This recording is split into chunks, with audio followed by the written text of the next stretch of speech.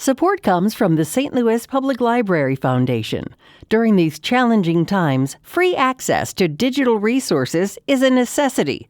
You can help our community stay connected. Support your St. Louis Public Library at slpl.org. This is St. Louis on the Air from St. Louis Public Radio.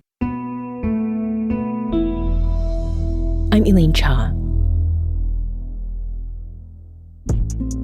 This weekend, freshly made slabs of steel began moving through Granite City Works. It's a sign of hope for the steel mill and the more than 1,000 people who work there, people who've spent years waiting and watching as U.S. presidents, companies, and labor leaders fight over the future of the mill. That future is still uncertain, but the return to steelmaking at Granite City Works is a big deal, even as it sets up the next stages of a struggle that's playing out in the global economy. And to talk about that, we're joined by Will Bauer, St. Louis Public Radio's Metro East reporter. Will, welcome back. Hey, Lynn. Thanks for having me. And also joining us is Craig McKey, president of United Steelworkers Local 1899. Craig, it's good to have you back on the show as well. Yeah, thanks for having me, Elaine. So, Will, it was in December of last year that U.S. Steel announced it would restart steelmaking in Granite City.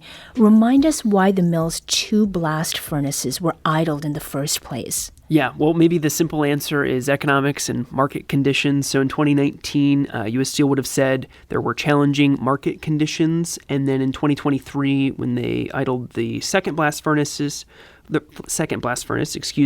they said declining customer demand. And at the time, they had initially said the United Auto Workers strike, which was ongoing, lasted about 46 days, was one of the reasons why there was less customer demand. Now, of course, Craig and the union folks said, we don't buy it, but that was one of the reasons they gave about why they were idling the second blast furnace in 2023.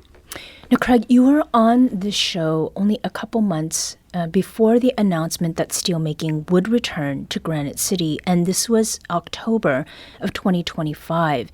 Now, it seems like it was like a very difficult time for the workers. You said that many had lost hope and were starting to look for other employment. What was that period like for you, Craig, and the workers that you represent? Yeah, I mean, by that point, we'd been out for over 2 years. A lot of hardships come with that for the members and, everybody involved here at the mill, management also.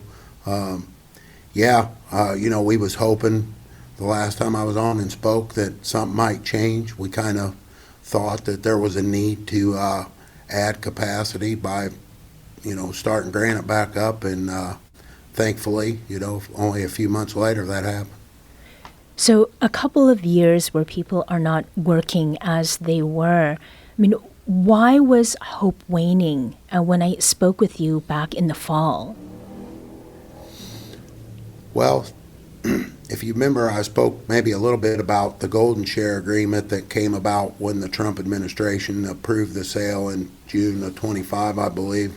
There was a reference in that agreement that Granite couldn't be sold or idled prior to June of 27.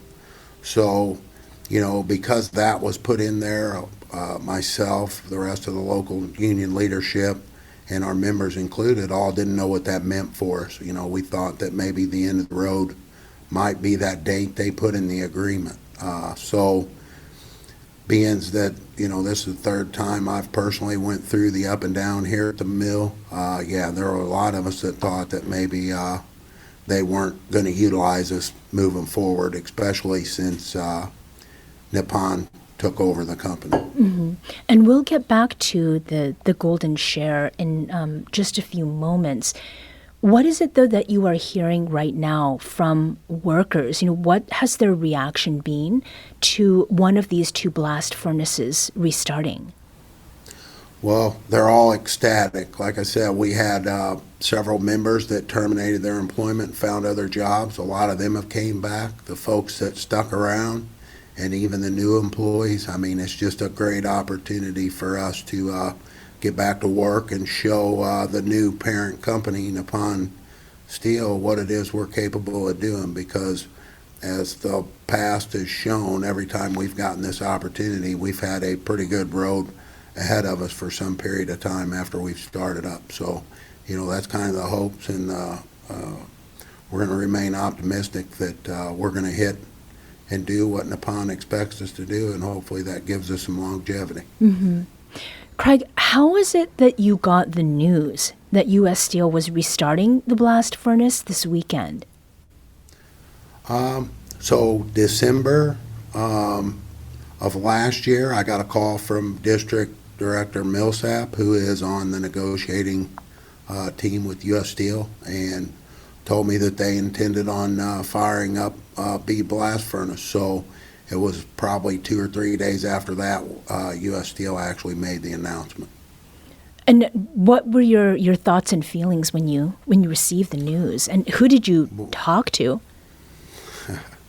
Well, we have an executive board, so they was the first that I had reached out to, seeing how we was going to hear that news. But, I mean, even just to talk about it today, just an overwhelming feeling of getting that opportunity to make steel here in Granite again, and also knowing the pitfalls of trying to get, hundreds of employees in here to fill spots that are needed to do just that. So happiness, sadness, a little fear, pretty much just a whole host of emotions, which I definitely welcome. Mm-hmm. And I understand that the reactivation started in the wee hours at 2 a.m. on Saturday. Why at that time? Well, so there's a process we go through starting up. They announced in December we had a whole host of work to be done to the blast furnace itself, get folks in here, train them at least what we could train in simulation for the job. So it just kind of all that stuff to get together. They was shooting for an April 1st startup date, and we actually came in a little ahead of that. We was actually casting, I believe Friday evening, we actually ran some heats. Mm-hmm. We're speaking today with Craig McKey. He's the president of Granite City Steelworkers Union, and with STLPR reporter Will Bauer, and we're discussing the reopening of a blast furnace at Granite City Works steel mill.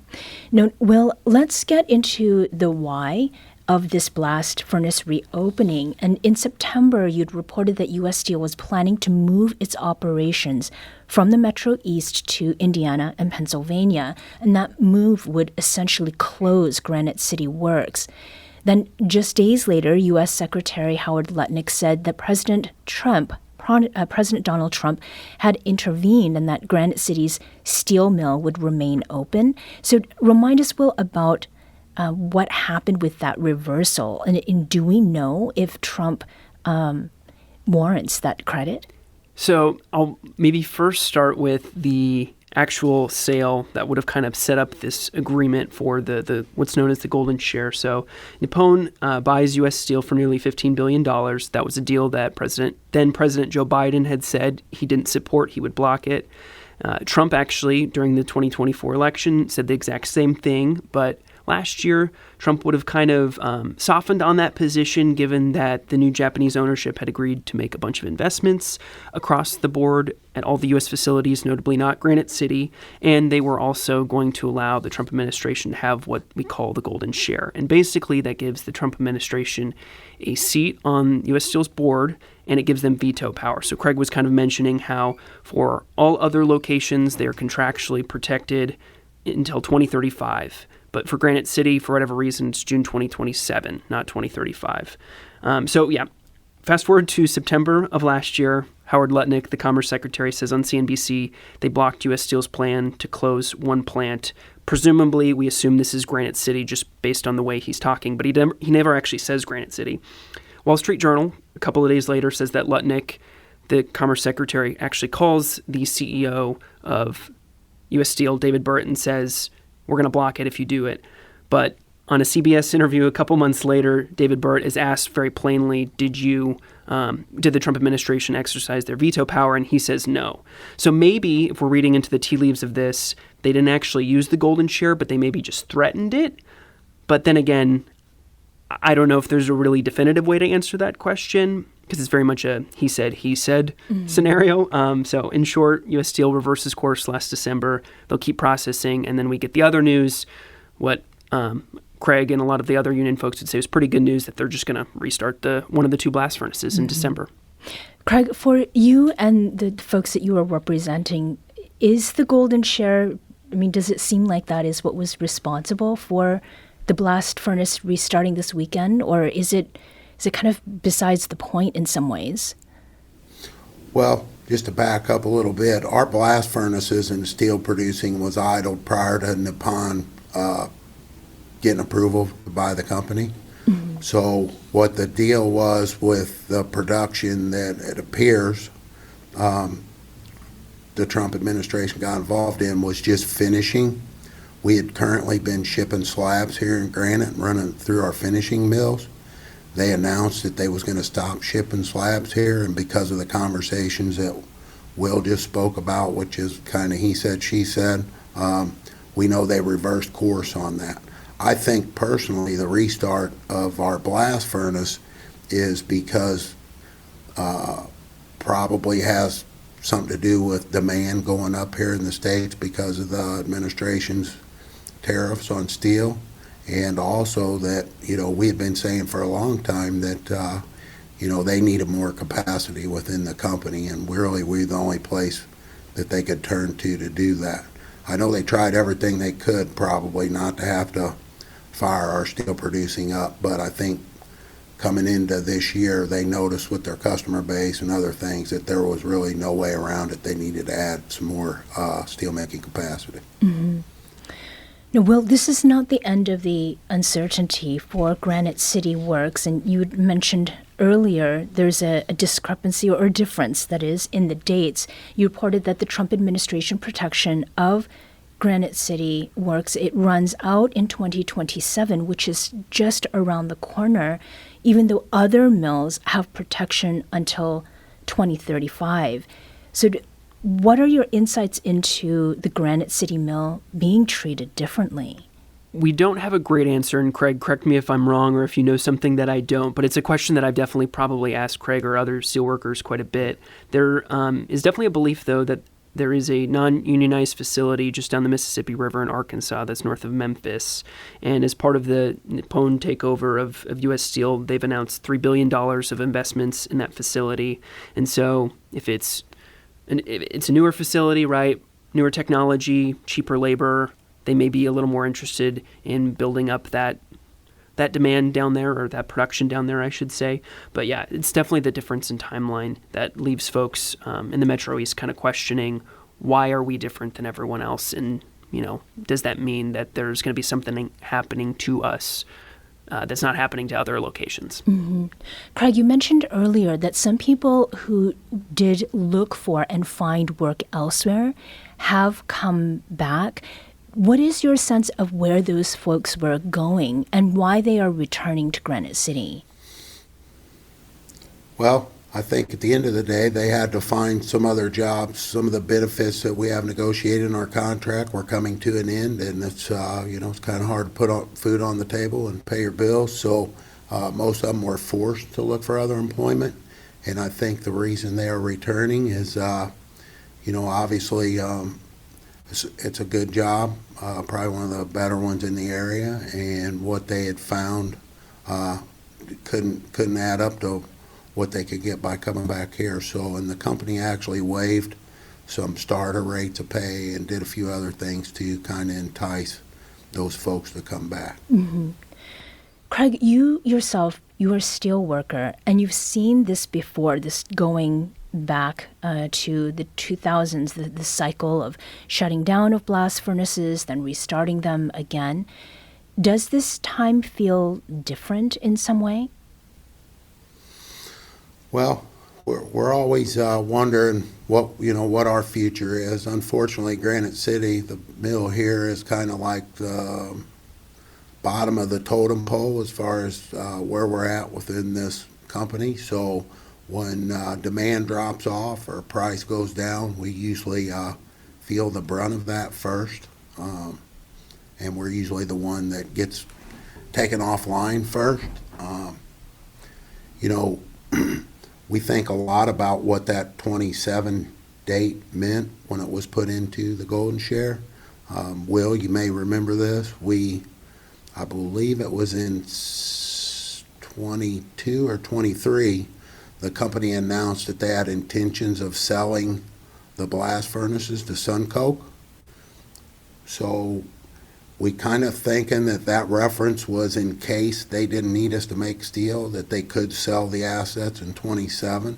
I personally, and this is just speculation on my part, think that date is irrelevant now that we've got this startup.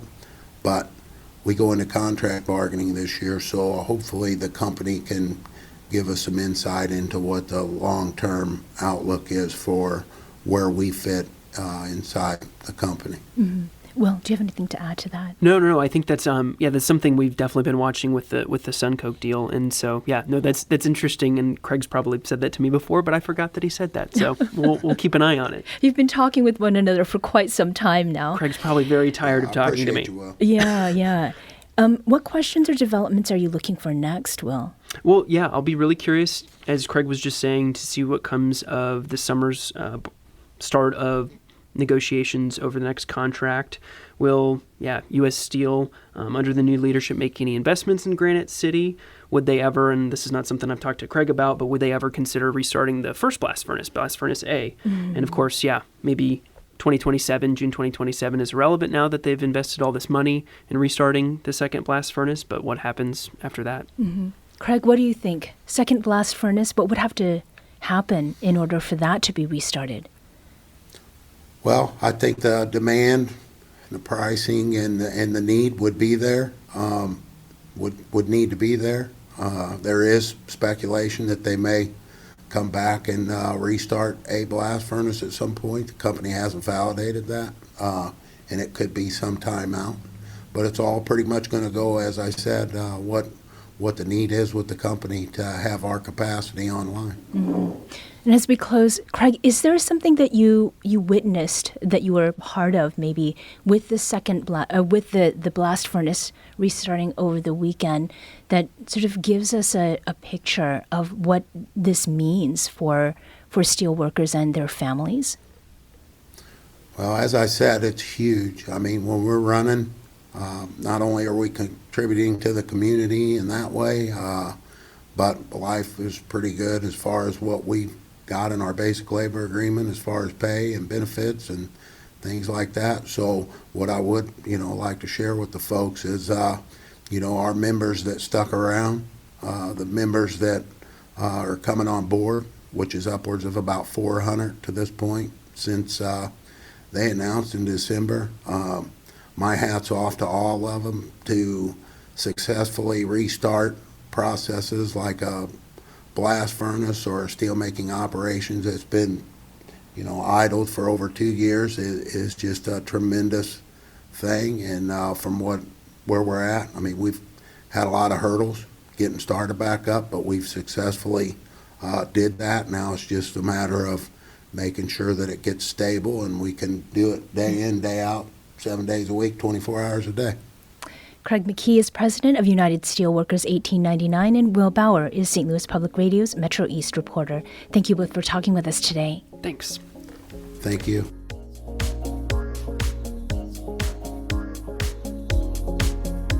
This episode was produced by Danny Wissentowski. Audio engineering and podcast design by Aaron Dorr. Our executive producer is Alex Hoyer. St. Louis on the Air is a production of St. Louis Public Radio. Understanding starts here.